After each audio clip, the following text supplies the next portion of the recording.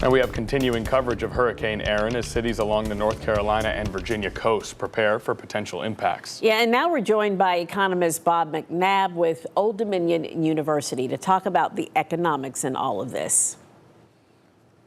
Thank you for having me today. All right, so we're seeing these mandatory evacuations on the Outer Banks and people having to cut those vacations short. That has to be a big economic hit to some of the businesses, particularly in North Carolina. So what we'll see is a temporary disruption in business. Obviously, this is the tail end of the summer season, getting prepared for the Labor Day weekend. So it's an inconvenience that, if it persists, can really just hammer the bottom line for these businesses near the end of the busiest season of the year. Yeah, and Professor McNabb, a study from ODU earlier this year found that a major hurricane could cost Hampton Roads more than $15 billion. What makes up that $15 billion in losses?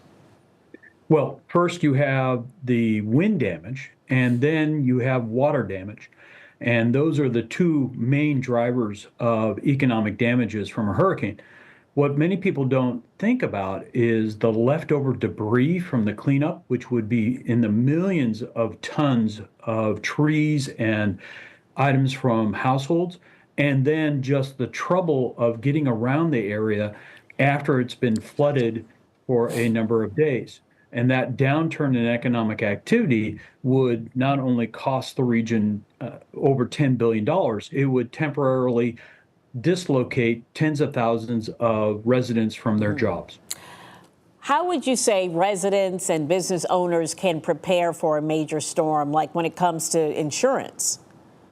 Well, the first thing is to look at where you are, look at your evacuation map and how high you are above sea level, and understand your risk. And then go out and look what the cost of a flood insurance policy is.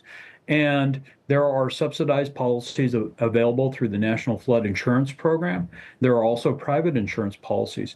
And if you plan, then you're less likely to be surprised when a hurricane at some point does make landfall in or around Hampton Roads.